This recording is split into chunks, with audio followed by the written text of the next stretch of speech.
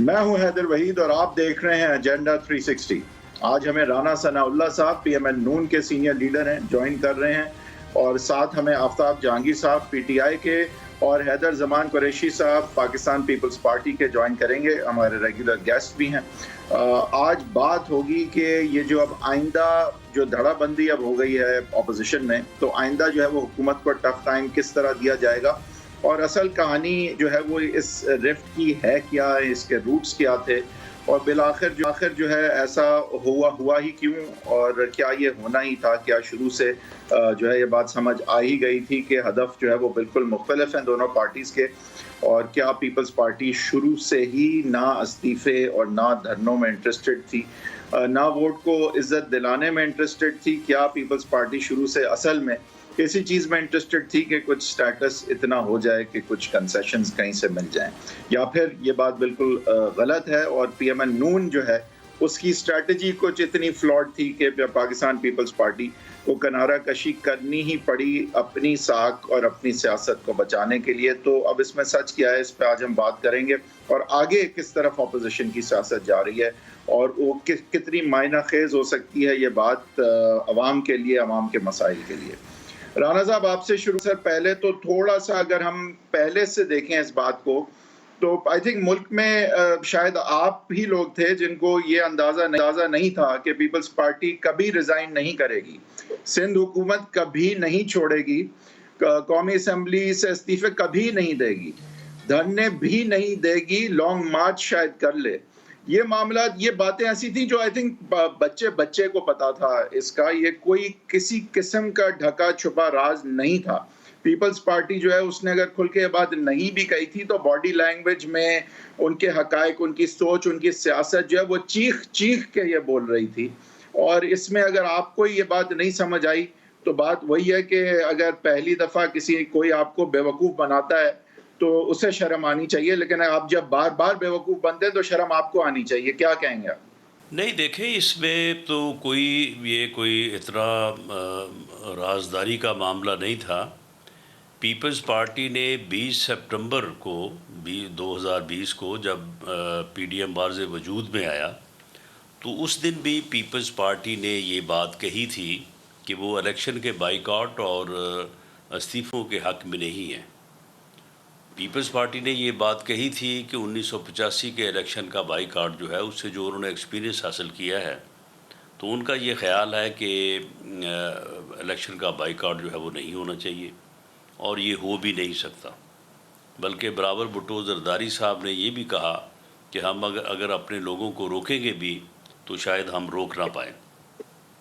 इस्तीफ़ों से मुतल्लिक़ उन्होंने ये बात कहते हुए कि इस्तीफ़े जो हैं वो कोई हल नहीं है, ये कमिट भी किया और ये कहा कि एक ऐसा वक्त अगर आ जाए कि ये साबित हो कि अब हुकूमत का जो है वो बाकी रहना या कायम रहना या बाई इलेक्शन करवाना मुमकिन नहीं है, तो ऐसे वक्त में एक आखिरी हथियार के तौर पे इस्तीफ़ों का इस्तेमाल जो है वो किया जाना चाहिए। तो इसके ऊपर जो है वो पहली मीटिंग में ये बात ख़त्म हो गई। तमाम ऑप्शंस जो थे वो भी अवेलेबल हो गए और एक आखिरी ऑप्शन के तौर पे जो है वो इस्तीफ़ों का ऑप्शन भी अवेलेबल हो गया। मैं और आप दोनों एग्री करेंगे कि इस्तीफे ना देना कोई जुर्म नहीं है। ये सोचना कि इस तरह की एजिटेशन से हासिल नहीं होगा, ये उनका हक है। अब बात यहाँ आ जाती है कि जब ये मीटिंग होती है तो वो जो है वजह अपने आगे ना बढ़ने की नवाज शरीफ साहब की अदम मौजूदगी को जब बनाते हैं तो फिर मुझे शक होता है, क्योंकि मैं नहीं मानता कि अगर नवाज शरीफ साहब आज वापस भी आ जाएं तो पीपल्स पार्टी सिंध हुकूमत छोड़ देगी या धरने दे देगी या रेजिग्नेशंस कर देगी। तो मुझे लगा कि जैसे ये वजह असल वजह नहीं थी। देखें, पीपल्स पार्टी का ये राय रखना कि इस्तीफ़े देने का वक्त नहीं आया या ये ऑप्शन जो है वो फिर वक्त इस्तेमाल नहीं की जानी चाहिए, ये उनका बिल्कुल जमहूरी हक है और सरबराही मीटिंग में वो अपना मौक़िफ़ जो है उसे अपनी दलील के साथ साबित कर सकते हैं। उस दिन जो हुआ, उस दिन न सिर्फ ये हुआ कि पीपल्स पार्टी ने इस मामले को, जब बाकी जमातों ने ये बात कही कि हमारा ये ख्याल है कि इस वक्त लॉन्ग मार्च जो है और साथ अगर इस्तीफ़े आएँ तो ये जो है इस हुकूमत से जान छुड़ाने का या इस मुसल्लत टोले से इस मुल्क को निजात दिलाने का जो है वो बात हो सकती है और ये कामयाबी हो सकती है। अब हम ब्रेक की तरफ जाएंगे और ब्रेक से वापस आके इस सिलसिले को यहीं से जोड़ें।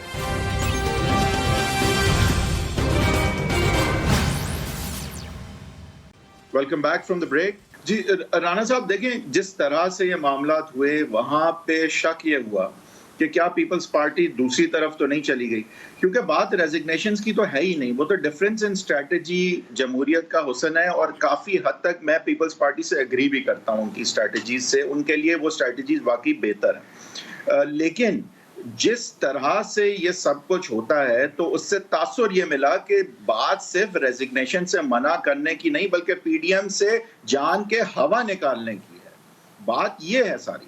बाप से जब आप जाके मिल जाते हैं, देखिए जब उस मीटिंग में की जाने वाली बात जो है उसे ऑन एयर किया गया, मीडिया के साथ शेयर किया गया, जबकि वो बात जो है वो स्पीच जो है वो उस मीटिंग की अमानत थी, तो उससे एक रे ऑफ डाउट जो है वो उभरा और इसके ऊपर हमने इतराज किया। खुल के बोलें, ये डाउट बाद में फिर जो leader of the opposition in senate में इंतखाब है उसमें तो फिर बिल्कुल ही जो है वो एक बेअसूली को जो है वो रवा रखा गया और हुकूमती इत्तेहाद से लोगों को साथ मिला के तो पीडीएम की अक्सरियत को शिकस्त दे के तो जो है वहाँ पे लीडर ऑफ द अपोजिशन जो है वो बना गया। वहाँ जब हम पहुँचते हैं तो फिर आप जो क्वेश्चन कर रहे हैं, चलें अब ये हैदर जमान कुरैशी साहब वाज़े अशारे जो है वो मिलते हैं। कुरैशी साहब देखें, अब अगेन जिस तरह राना साहब ने कहा, मैंने कहा, उनसे पहले कहा कि बात यह नहीं है, रेजिग्नेशन ना देना आपका हक है, धरना ना प्रेफर करना आपका हक है, सिंध हुकूमत में रहना आपका हक है, ये सारे मामलात बल्कि मैं तो समझता हूँ कि दानिशमंदाना है। लेकिन जिस तरह से ये सब चीज़ों ने अनफोल्ड किया और फिर एंड में आपने जब बाप का सहारा ले लिया तो ये तासुर मिला कि बात सिर्फ डिफरेंस ऑफ स्ट्रैटेजी की नहीं है, बात difference of priorities with in की नहीं है बल्कि विदाउट की है, आउटसाइड। जो असल में आप जिस सिमत चल पड़े हैं अब और जहां जिस के साथ बैठ गए हैं तो वो फिर वोट को इज्जत दिलाने की तो कैंपेन के साथ कंपैटिबल ही नहीं है। क्या कहेंगे आप? बिस्मिल्लाहिर्रहमानिर्रहीम। बहुत शुक्रिया हैदर। देखिए आपने बहुत सारी चीज़ें डिस्कस की हैं और मुझसे हैं और बहुत अच्छा आपने एक आर्टिकुलेट तरीके से एक आर्गुमेंट डेवलप हुआ है और राना साहब की भी मैं बात सुन रहा था। I hold him in the highest respect. देखिए अगर तो पीपल्स पार्टी का ये मौक़िफ़ जो पहले दिन से है उन्होंने अब कंफर्म भी कर दिया और आज भी है कि जो आपके रेजिग्नेशंस हैं वो एक अल्टीमेट लास्ट रिजॉर्ट थे, प्रोवाइडेड आपकी पीडीएम की तहरीक और जल्द से वो मोमेंटम बिल्ड कर सकते। इसके ऊपर भी कोई इशू नहीं है, वो आपका सही फैसला था। मैं तो समझता हूँ आपका फैसला सही था कि रिजाइन अभी नहीं करना और एक मोमेंटम नहीं बन पाया। दूसरी बात, पीपल्स पार्टी का भी जरा मौक़िफ़ समझ जाएं कि सरबराही इजलासों में, और दो बातें राना साहब की बातों से मैं अक्स कर सका हूं कि सरबराही इजलास में ये तय हुआ, ये कहाँ तय हुआ था कि लॉन्ग मार्च से पहले इस्तीफे दिए जाएंगे। ये जो पीएमएल नवाज की लीडरशिप और मौलाना साहब ने और राना तनवीर साहब और एक दो और साथी इनके ऑन रब रिकॉर्ड है कि ये तो कहीं था ही नहीं कि लॉन्ग मार्च को हमने लिंक करने पहले इस्तीफे देंगे और फिर लॉन्ग मार्च करेंगे। एक बात। दूसरी बात जो और दोस्तों ने भी की कि पीपल्स पार्टी ने ये लीक कर दी, मुझे थोड़ी सी हैरानी भी हो रही है और मैं नहीं समझता कि मीडिया की क्रेडिबिलिटी पे शक करना चाहिए, उनके सोर्सेज पे। इस बात को तो डिसाइफर होना है ना कि हमारे इजलास से या नवाज लीग के अपने पार्टी इजलासों से या शायद फैमिली के इजलासों की भी खबरें लीक हो जाती हैं तो पता नहीं वो कौन करवाता है। तो ये डॉन लीक सिंड्रोम में हमें नहीं जाना चाहिए, लेकिन अगर उससे हक तलफी हुई या ये बात कोई अलग बात कर रहे हैं, बैड टेस्ट हुआ तो यकीनन नहीं होना चाहिए था। You are denying the fact कि आपने लीक की थी meeting. You are denying it. You are denying it. बिल्कुल हमने नहीं किया और ये बात की गई है। सोर्सेज होते हैं, सोर्सेज की सारी जमातों के लोग थे। अच्छा, पीपल्स करना था तो ऐसे क्यों मना किया? मतलब कोई दूसरी प्यार से कर सकते थे ना, इतना पीडीएम को जलीलो ख्वार करके मना क्यों किया, उनसे हवाएं निकाल के मना क्यों किया, पब्लिकली ह्यूमिलिएट करके मना क्यों किया?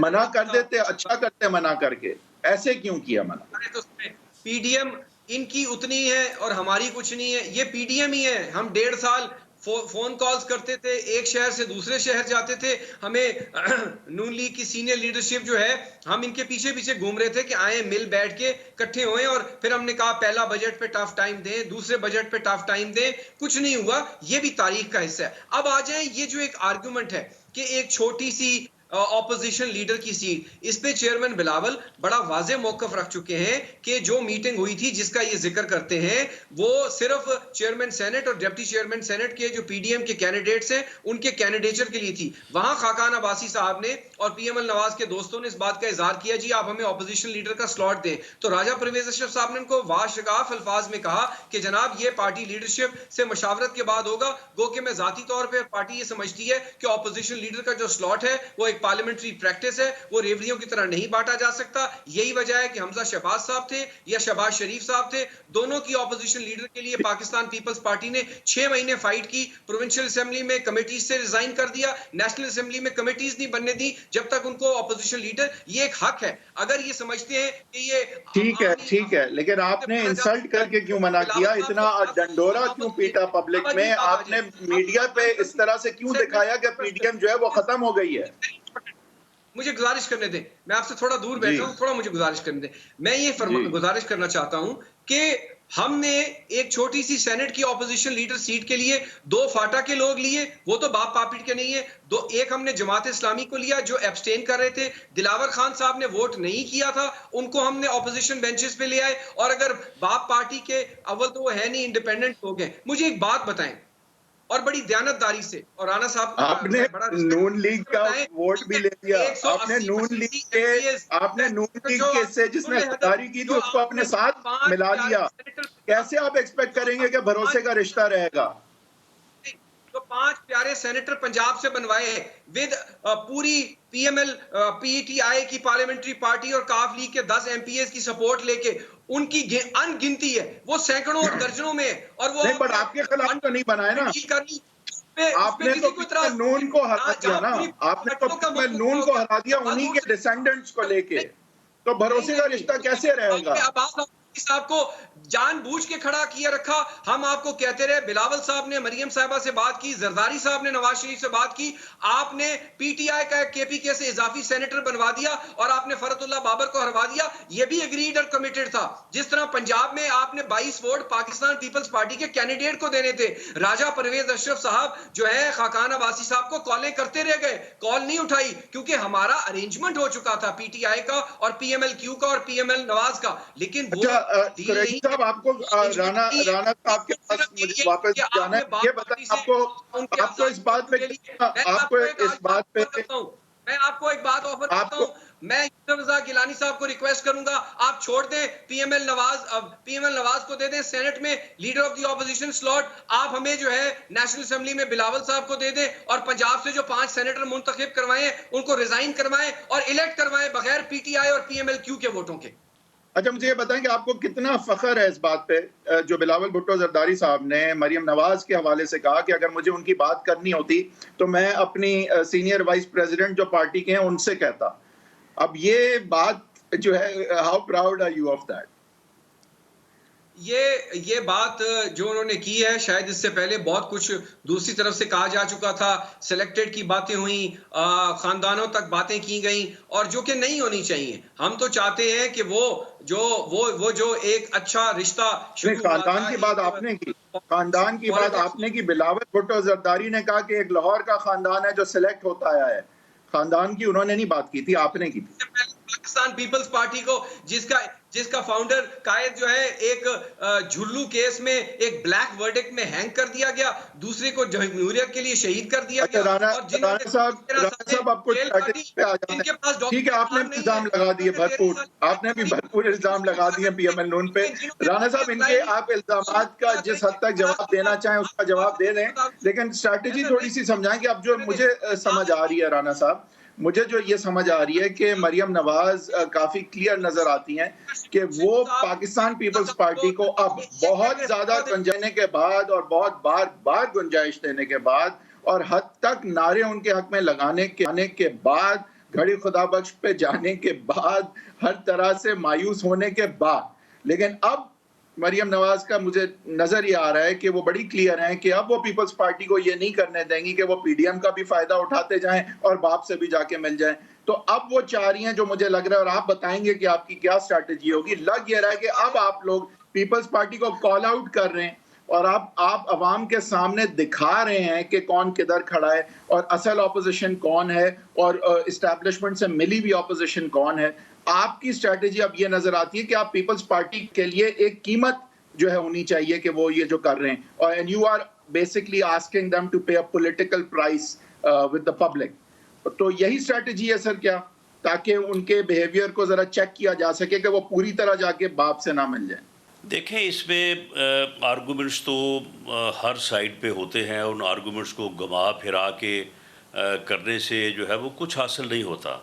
आप हकीकत जो है ना उसको छुपा नहीं सकते, आप धोखा नहीं दे सकते। अगर आप धोखा पब्लिक एट लार्ज लेवल पे लोगों को देना चाहें तो फिर असल में धोखा आप खुद खा रहे होते हैं। बड़ी सीधी सी बात है, जिन सेनेटर्स से इन्होंने वोट जो है वो हासिल किया है, देखें 48 वोट लिए हैं संजरानी साहब ने, 49 वोट लिए हैं यूसुफ रज़ा गिलानी साहब ने सेनेट में, एक वोट जो है उसने एब्सटेन किया है जमात इस्लामी ने, और यही वोट हैं टोटल जो है वो सेनेट में। आप मुझे ये बताएं कि जब 48 वोट हासिल करने वाला जो है वो चेयरमैन सेनेट मुंतखब हो गया, वो हुकूमती इत्तेहाद जो है वो इक़्तिदार में चला गया, और जो 49 वोट हासिल जिसने किए थे वो 7 वोट रिजेक्ट होने की वजह से, हालांकि उसके ऊपर हमारा अपना एक अलहदा क्लेम है कि वो गलत रिजेक्ट हुए, वो अपोजिशन में आ गए। अब जब लीडर ऑफ द अपोजिशन का इंतखाब होना है तो ये कैसे हो सकता है कि उन 48 वोटों में से 6-7 आदमी उठे और आगे वो लीडर ऑफ द अपोजिशन जो है उसका इंतखाब जो है वो करवा दे? ये किसी जमहूरियत में हुआ नहीं है, ये हो नहीं सकता, ये कोई असूल नहीं है। ये 49 लोग जो हैं, इन 49 लोगों ने अपने में से अक्सरियत के साथ अपना लीडर ऑफ द अपोजिशन मुंतखब करना है। इन 49 वोटों में से 27 वोट जो हैं वो एक तरफ हैं और 23 वोट जो हैं वो एक तरफ हैं। अब जो 23 वोट हैं उनमें आप कहते हैं जी जमात इस्लामी जो है वो हुकूमती इत्तेहाद नहीं है, वो भाई उन्होंने एब्सटेन किया, वो आपके साथ तो नहीं थी, वो 49 में शामिल तो नहीं थी। और उसके बाद जो बाकी वोट है आप हमें साबित कर दें कि जनाब ये हमारे साथ थे, ये हुकूमती इत्तेहाद में नहीं थे, तो बिस्मिल्लाह हम उनको एक्सेप्ट कर लेते हैं कि वो आएँ और आके अपना वोट जो है वो अपोजिशन लीडर के लिए जो है उसको कास्ट करें। पीछे क्या है ऐसा राना साहब, बिल्कुल नहीं आप भी है, पुराने चाहे वो मंजे में 2 फाटा के हैं। हो, चाहे वो 6 जो है वो अपना जो है वो बाप पार्टी के हो। तो इसलिए ये एक बेअसूली है, ये गैर जमहूरी है। इस गलती को अगर पीपल्स पार्टी कंसीड करे और ये opposition leader of the opposition की पोजीशन जो उन्होंने हुकूमती इत्तेहाद के लोगों के साथ अच्छा राना साहब ये बताएं कि अब मंतक क्या है इसके पीछे, और उसके बाद जो है अगर उनका क्लेम बनता है कि उनकी अक्सरियत की बात है या कोई और उनका क्लेम है तो वो ठीक है, वो आके पीडीएम में बात करें। और अगर ये वो ना करें तो फिर इस बेअसूली के साथ जो है वो फिर पीपल्स पार्टी को साथ नहीं चलाया जा सकता और ना पीपल्स पार्टी इस तरह से साथ चल सकती है।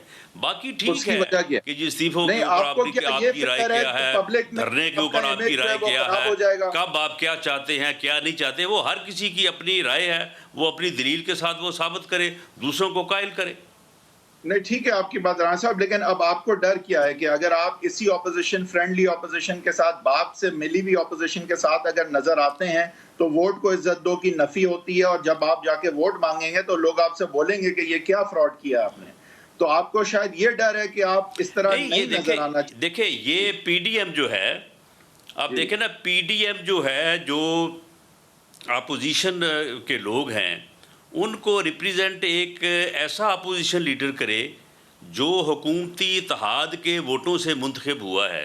तो आप मुझे बताएं कि ये बात किस तरह से जो है वो रवा रखी जा सही। सकती है, या चले उसको हम एक और जमहूरियत ऑप्शन भी जो है वो जमहूरियत का जनाजा ही लगती देंगे है। पीपल्स पार्टी को जब ये सरबराही शहरियत मीटिंग के होगी वोटों से लीडर कि ऑफ आप ऑपोजिशन जनाब का ऐसा बनना करें कि 27 वोट जमहूरियत हम का हैं, जनाजा 27 है। लोग हमारे पास हैं, और अगर आपके सही। पास 31 लोग हैं तो ये तो बन गया 58 ठीक है आए वो नंबर्स हमें सुबह अच्छा जो है वो अब थोड़ा सा अदम इत्तेफाक की तहरीक थोड़ा सा पेश करते शिफ्ट करते हैं हैं, सर, जलानी साहब को थोड़ा घर सा भेजें, शिफ्ट करते गिलानी साहब को चेयरमैन सेनेट मुंतखब करवाएं, और उसके बाद ये झगड़ा ही खत्म हो जाएगा अपोजिशन लीडर का। आपकी बात को मुझे यहाँ रोकना पड़ेगा, हम ब्रेक की तरफ जाएंगे, ब्रेक से वापस आके इस बात को यहीं से जोड़ेंगे।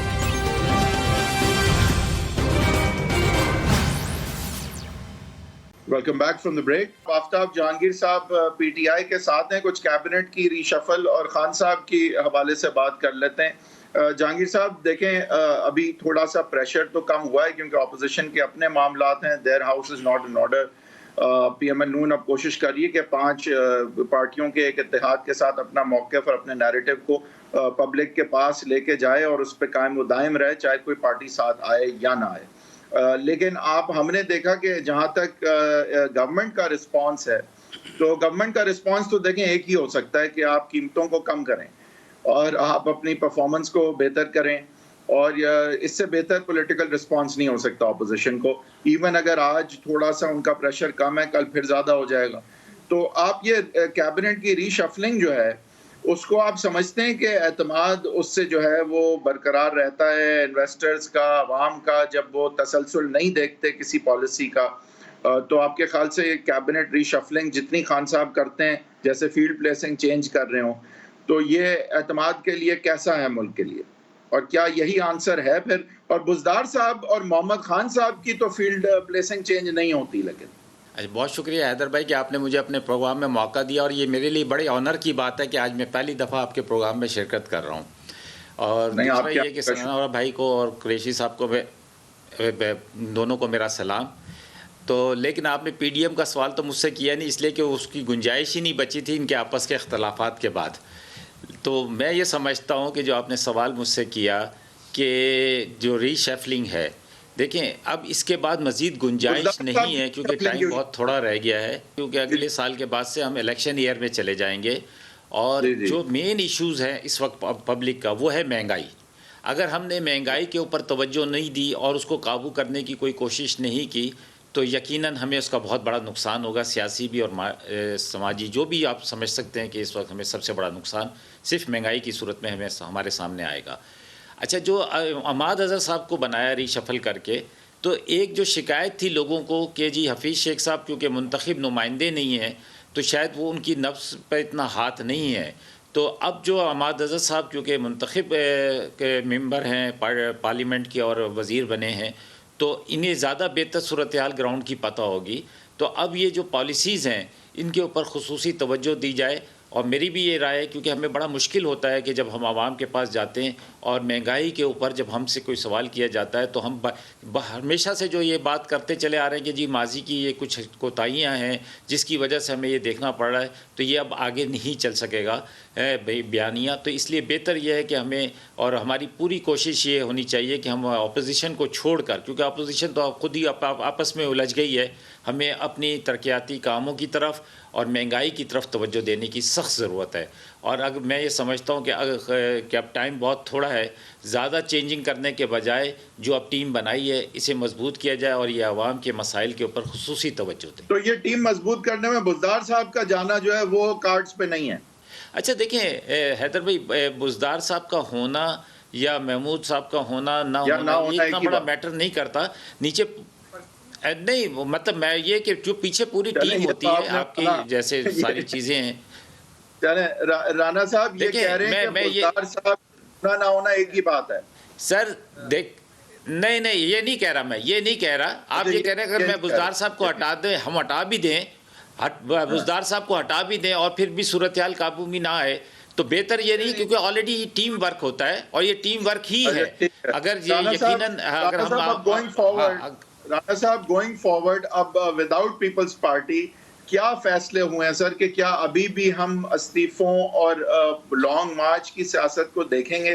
क्या कोई शिफ्ट हुआ है फिर कि एक लॉन्ग टर्म इसको मूवमेंट को बना दिया जाए और गवर्नमेंट को टफ टाइम दिया जाए और गवर्नमेंट को रिप्लेस इमीडिएटली करना जो है वो अब आपके गोल्स में से नहीं, तो क्या आपने अपने आप को कुछ रीइन्वेंट किस तरह से आपने और पीडीएम ने किया है? क्योंकि ऑब्वियसली पीपल्स पार्टी के बाप से मिलने के बाद सिचुएशन को चेंज तो हुई है, और लेकिन मौक़िफ़ आपका वही है, तो आगे किस तरह लेके चलेंगे आप इस मौक़िफ़ को? स्ट्रैटेजी में क्या चेंज है? देखें, इसमें पीडीएम की जो सरबराही मीटिंग है जो कि अगले चंद रोज़ में होने जा रही है, वहाँ पे खैर फैसला होगा।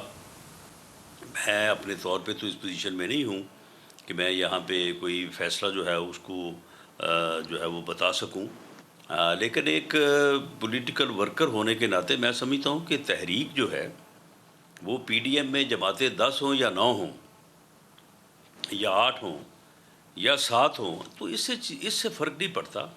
तहरीक के मकासद जो है वो वाज़ेह होने चाहिए, उसकी सिमत जो है वो दुरुस्त होनी चाहिए, और वो तहरीक जो है वो एक जमात भी उसको जारी रख सकती है और 10 जमातें भी जो है उसको जारी रख सकती है। जो पोजीशन बिगड़ी है वो तो leader of the opposition in senate के हवाले से जो है वो बिगड़ी है, तो उसको रिजॉल्व किया जा सकता है। लेकिन अगर पीपल्स पार्टी ये चूज़ करती है कि वो पीडीएम में भी रहे और उसके बाद हुकूमती इत्तेहाद का भी हिस्सा रहे, उनसे भी गाहे बगाहे मदद ले, तो ये सूरत हाल जो है ये फिर काबिल कबूल नहीं है। अच्छा हैदर कुरैशी साहब, अगेन बात जो है वो घुमा फिरा के आती वहीं है कि क्या आप लोग जो हैं कंसेशंस भी ले रहे हैं हुकूमत से या नहीं, या इस्टेब्लिशमेंट से या नहीं? क्योंकि अगर आप ले रहे हैं तो उस सूरत में फिर जाहिर है कि वोट को इज्जत दो के साथ तो आप नहीं चल सकते। अगर आप नहीं ले रहे तो फिर तो कोई बड़ी बात नहीं है, स्ट्रैटेजी पर disagreement is no big deal. अच्छा, मेरी जरा थोड़ी सी, जितना भी टाइम है मेरे पास, थोड़ी सी बात मेरी जरा गौर से सुने, और ये मैं बहुत जिम्मेवारी से बात कर रहा हूँ। जब चेयरमैन बिलावल पंजाब तशरीफ लाए और शहबाज शरीफ साहब को भी मिले और हमजा शहबाज शरीफ साहब को, तो हमें ये बड़ी एक वाजे वाइब्स मिली उस मुलाकात के बाद, और आप वो प्रेसर भी देख लें, मीडिया का रिकॉर्ड का हिस्सा है कि पीएमएल नवाज के अंदर जो है इस्तीफों के ऊपर जो है वो इक्वेशन सेम नहीं है। दूसरी बात हमने जब की, और इसके ऊपर अब फहद हुसैन ने भी अगले दिन लिखा है कि बुज़ार साहब जिनका भी जिक्र हो रहा था, उनकी बिगेस्ट क्वालिफिकेशन उनकी इनकॉम्पिटेंस है, और पीटीआई उनकी इनकॉम्पिटेंस को एक्सप्लॉइट कर रही, इस्तेमाल कर रही, और पीएमएल नवाज समझती है कि every day their graph is going up, तो इसको हटाना नहीं चाहिए। हमने जब ये प्रपोज किया कि आप हमजा शहबाज साहब को चीफ मिनिस्टर बनाएं या राना सनाउल्लाह साहब को बना दें, किसी को बना दें, जहां पे बैटल ग्राउंड बेहतरीन बन सकता है, वहां पीएमएल नवाज कतराती है। अल्लाह जाने वो क्या रीजन है कि सपोर्ट करना है इस हुकूमत को या इसकी इनकॉम्पिटेंस को, आई डोंट नो। क्या पंजाब के अवाम को हमने सजा देनी है 2023 तक? अगर नहीं, वो जनरल इलेक्शन में नून कहती है हम जीत के आएंगे, अजाला होगा आज की। सुन लेना हैदर प्लीज, एक मिनट, मैं ये गुजारिश कर रहा हूं, हमारी परसों सेंट्रल एग्जीक्यूटिव कमेटी का इजलास बुला लिया गया है, कल शहीद जुल्फिकार अली भुट्टो साहब की बरसी है। हम ये तमाम चीजें चाहेंगे, और हम बिल्कुल चाहेंगे कि पीडीएम फाल रहे, बेअसूली ना हो, और जहां बेअसूलियों की बात की बेअसूली नजर आती है ना कि आप 4 से 5 सेनेटर मुका के जरिए इलेक्ट करवा लें। आप छोड़ देना, आपके 185 इतने एमपी हैं, 70 एमपी हैं, बड़े ऑनेस्ट हैं, खड़े हैं लीडरशिप के साथ, हम भी आपको सपोर्ट करेंगे, और भी लोग मिल जाएंगे। हम दोबारा पंजाब से 5 सीटें ऑपोजिशन की हैं, चाहे आप हमें कोई सीट ना दें, 3 जनरल सीटें बना लें, एक टेक्नोक्रेट बना लें, एक खवातीन की नशिस्त। ये जो under the carpet, Hamza Shahbaz को वजीर आला बनाने में इतने क्यों इंटरेस्टेड हो गए हैं, या हमजा शहबाज में इतना आपका इंटरेस्ट क्यों बढ़ गया है? नहीं, हमारा इंटरेस्ट इसलिए बढ़ गया कि विफाक से जिस तरह हमने सेनेट का election Islamabad seat prime minister को उसके होम ग्राउंड में हराया है, मैं दयानतदारी से कह सकता हूं कि अगर पीएमएल नवाज और हम मिलकर एक ही स्ट्रैटेजी से, 2 स्ट्रैटेजीज ना हो, ऊपर की और हो नीचे की और हो, तो यहाँ आपने तो मीटिंग कैंसिल कर दी है हैदर कुरैशी साहब, मीटिंग कैंसिल हो गई है किसी की। हमारा तो कोई डॉक्टर अदनान नहीं है ना, हमने कोई बेल नहीं करानी, जरदारी साहब तो बेल करा। ये आपने डॉक्टर अदनान की बात, ये क्या, इससे क्या मुराद है? आप देखें राणा साहब हम ये कह रहे हैं कि आप पंजाब में असॉल्ट करें, क्या बात हुई, बिल्कुल पीएम में बैठेंगे, सर हम तस्लीम करेंगे, और अगर आप गिलानी साहब वाले मसले से आपकी दिलदारी हुई है, उसका भी हल निकालेंगे। सेहत की बात ना करें राणा साहब। अब ये तो बड़ा क्लियर है कि पीपल्स पार्टी जो है वो आप जिस तरह चाहते हैं जनरल इलेक्शंस को इफेक्ट कराना, तो वो तो बिल्कुल उसके साथ नहीं है, ये बात तो अब बिल्कुल वाज़ेह है। जिस तरह से वो चलना चाहते हैं, क्या कोई पीएमएल नून में ऐसी सोच है जो कहती है कि चलें खान साहब को चलने दें, इलेक्शंस को छोड़ें, अंदरूनी सियासत करते हैं, पार्लियामान की सियासत करते हैं, इन हाउस चेंज की तरफ जाते हैं? क्योंकि इनका कहना है कि हमजा शहबाज और शहबाज शरीफ आर इंक्लाइंड दैट वे। जब भी पीपल्स पार्टी का झुकाव जो है वो हमजा शहबाज और शहबाज शरीफ की तरफ हो गया है। वो कह रहे हैं कि उनकी सोच है पीपल्स पार्टी जैसी और आप एक सोच पे नहीं है आपकी पार्टी। क्या ये दुरुस्त है राना साहब? जहाँ तक इस्तीफ़ों का तल्लक है, जहाँ तक वोट ऑफ नो कॉन्फिडेंस का मामला है, तो इसमें तो हर पीडीएम की मीटिंग जो है, जो रहबर कमेटी है उसकी मीटिंग है, जो सरबराहान की कमेटी है उसकी मीटिंग है, इसमें आए ये बातें डिस्कस करें, आए हमें समझाएं कि कितने लोग हैं आपके पास पंजाब में, क्योंकि पंजाब में जो है वो पीपल्स पार्टी और पीएमएल-एन के वोटों की तादाद तो 160 है, जबकि अदम एतमाद के लिए 182 वोट चाहिए, 22 वोट का फ़र्क है। आप बताएं हमें कि किस तरह से वो फ़र्क आप दूर कर सकते हैं। हम बिल्कुल हो जाते हैं तो आप इसी तरह से आप अगर इन हाउस चेंज जो है वो कौमी असम्बली में लाना चाहते हैं, आएँ आप बैठ के बात करें। मामला ये है कि इस्तीफ़ों पे, धरने पे, वोट ऑफ नो कॉन्फिडेंस, हर चीज़ पे बात हो सकती है, स्ट्रेटजी जो है उसके ऊपर बात हो सकती है, लेकिन आपको पहले ये साबित करना होगा कि आपकी जो कमिटमेंट है, आपकी पीडीएम के साथ जो आपकी इंटेग्रिटी है, वो बिल्कुल जो है वो बैलेंस है, कायम है। आपने अपोजिशन लीडर बनने के लिए हुकूमती इत्तेहाद से कोई समझौता या उनसे आप जाके नहीं मिले।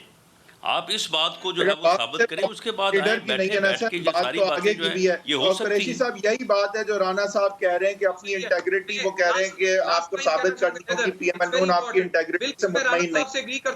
हम अपनी सफाई देते हैं कि गिलानी साहब जो है बाप लीग के वोटों से नहीं बने। आप अपनी सफाई दें कि आपने 5 सेनेटर पंजाब से जो है पीटीआई और काफ लीग के सपोर्ट से नहीं लिए। आप अपनी सफाई दे दें कि आप उनके साथ इन हैंड एंड ग्लव नहीं थे पंजाब में सेनेट इलेक्शन में। हम अपनी सफाई दे देंगे। नहीं हैदर मैं ये बात भी वाजे कर दूं कि पंजाब में जो हमारे पास वोट थे उनसे सेनेट की, जनरल की 3 सीटें जो है वो हम जीत सकते थे।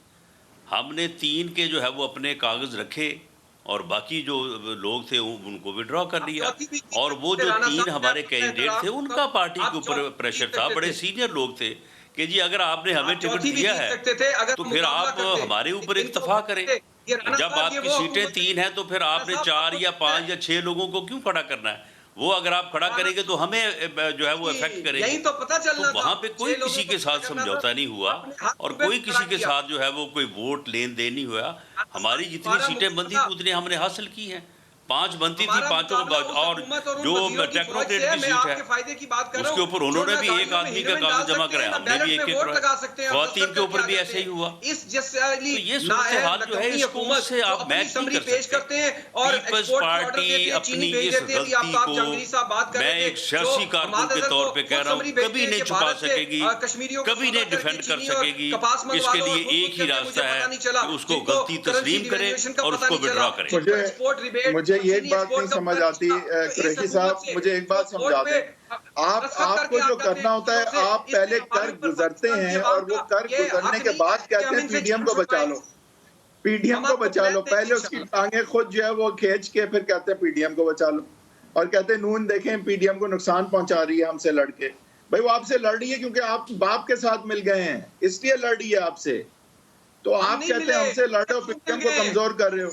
जी मैं आपको यही तो बता दिया, आपको इतनी बड़ी खबर दे दी है हैदर आपके प्रोग्राम में कि ये नहीं चाहते। मैं आपको गारंटी करता हूं कि शहबाज शरीफ साहब लीडर ऑफ द ऑपोजिशन और हमजा शहबाज साहब, मरियम नवाज साहिबा इनको कायल कर लें, सिर्फ 2 इस्तीफे देंगे पाकिस्तान में। सबसे पहले मैं पाकिस्तान पीपल्स पार्टी की तरफ से आपको साहब इसका जवाब दें। वो कह रहे हैं कि शहबाज शरीफ का इस्तीफा आप दिलवा दें, वो दे देगी पीपल्स पार्टी इस्तीफा। नहीं देंगे। शहबाज शरीफ साहब का और हमजा शहबाज का इस्तीफा जो है वो पहले नंबर पे ले लें, उसके बाद फिर अपने इस्तीफे दें। चले करें ये बात, इनसे कहें कि इनकी पार्टी ये मौका दे के आ जाए। पीडीएम हैदर भाई ये दोनों आपस में बात कर रहे हैं। इनका लीडर जो है वो बिलावल कहता है कि मैंने बात ही नहीं करनी है मरियम के साथ। हैदर भाई मुझे भी सुन लें, हैदर भाई आपने मुझे बुलाया, मैं मुझे भी सुन लें, सलीमुल्लाह कलीमुल्लाह के बजाय आफ्ताब को भी सुन लें थोड़ा सा, कि ये जो है ये तो चाहते ही नहीं है। बिलावल भुट्टो साहब ने तो कहा कि हमने मरियम से बात ही नहीं करनी है, हमने तो बात ही शहबाज शरीफ से करनी है, हमने तो बात ही हमजा से करनी है। अच्छा ये तो वो ये तो रिजाइन मांग रहे हैं, वो इनका लीडर कह रहा है कि हमने बात ही इनसे करनी है। ये असल ऑपोजिशन है और वो तो मानते ही नहीं है मरियम को, और वो ये कह रहे हैं कि ऑपोजिशन जो है ऑपोजिशन से लड़ रही है, इनके अंदर इतने ज्यादा इख्तिलाफात है, ये नहीं चल सकते करना चाह रहे हैं। और आप कहते हैं कि एतमाद का रिश्ता जो है वो होना चाहिए। आप तो अंदरूनी तौर पर लड़वाना चाह रहे हैं पीएमएल नून को और शरीफ खानदान को, जो कि कभी इस्टेब्लिशमेंट नहीं कामयाब हुई, इसमें आप समझते हैं आप हो जाएंगे। तो ये कैसे एतमाद का रिश्ता? नहीं, let's not get into that. हम बिल्कुल नहीं चाहेंगे वो आपस में लड़े।